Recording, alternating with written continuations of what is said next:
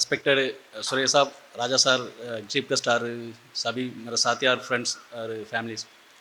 நான் ஒரு ex-service man. நான் ஏப்ரல் மாதம் 23 ஏப்ரலில் நான் வெளியே வந்தேன்.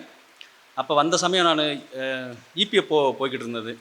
நான் சுரேஷ் சார் ஒரு வீடியோ பார்த்தேன், நல்லா இங்கே பண்ணுங்கள் நல்லா இருக்குன்னு.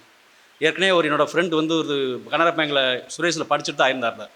அவரோட கைடும் கேட்டிருந்தேன். அப்போ நான் இபிஎஃப்ஓவில் ஜாயின் பண்ண பாதி கிளாஸ் முடிஞ்சிருச்சு. என்கிட்ட சொன்னாங்க, நீங்கள் அப்படியே பேங்க் இதே இது மாதிரி தான் பேங்கில் ஜாயின் பண்ணிக்குன்னு சொன்னாங்க. அப்புறம் ஸ்டார்டிங்லேருந்து பேங்க் அட்டன் பண்ணேன்.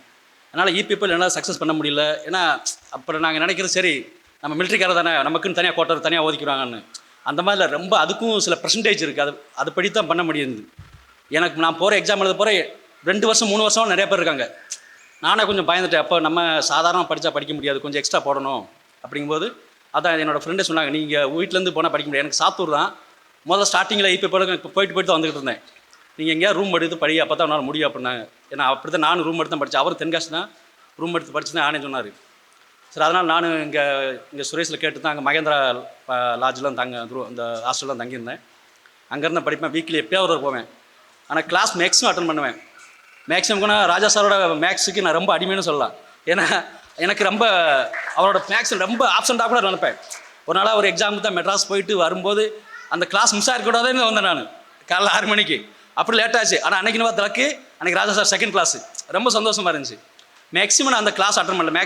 மேக்ஸை மட்டும் மற்ற கிளாஸோட இங்கிலீஷ் கூட எப்படியா சில நேரம் டைம் கிடச்சா அப்படி போயிடுமான்னு நினைப்பேன். அந்த மேக்ஸிமம் அட்டன் பண்ணேன். எல்லா கிளாஸும் அட்டன் பண்ணேன். 40 நாள் கிளாஸும். அப்புறம் கொஞ்சம் டெஸ்ட் பேச்சும் கொஞ்சம் அட்டன் பண்ணேன். கொஞ்சம் ஹார்டாக இருந்தது, எனக்கு பசங்களோட பண்ண முடியல.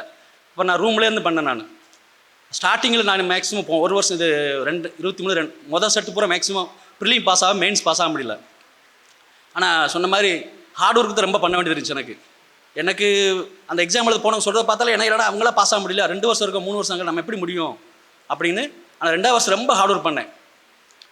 பசங்களோடும் சேர்ந்து 2 மணி 3 மணி வரைக்கும் படிக்கிறது, காலைல 7 மணிக்கு படிக்கிறது, அதே மாதிரி பிளான் பண்ணி படிக்கிறது, என்னென்ன செய்யணும் எது செய்யணும் எதில் ஃபெயிலாக இருக்கும், ஒக்கப்பிள்ளையர் ரொம்ப அதுக்கு நிறையா டைம் கொடுத்து ஒதுக்குறது, அந்த மாதிரி கொஞ்சம் ஹார்ட் ஒர்க் பண்ணேன்.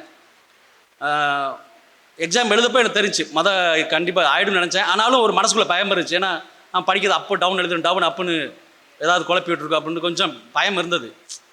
அப்புறம் இதுக்கிடையில் நான் டிப்ளமா ஜாயின் பண்ணுறதுக்கு முன்னாடி டிப்ளமா மெக்கானிக் முடிச்சிருந்தேன். அதுக்கு பிறகு மிலிட்ரி சந்தப்பட்டு ஐஎம்இ மூலமாக பிடெக் முடிச்சிட்டேன். நான் அதனால் நான் இடையில நகராட்சிக்கு போட்டிருந்தேன். நான் இடையில அதில் செலக்ட் ஆகிட்டேன். நான் அது செலக்ட் ஆகி போன மார்ச்சில் தான் அதுக்கும் கவுன்சிலிங் முடிஞ்சிச்சு.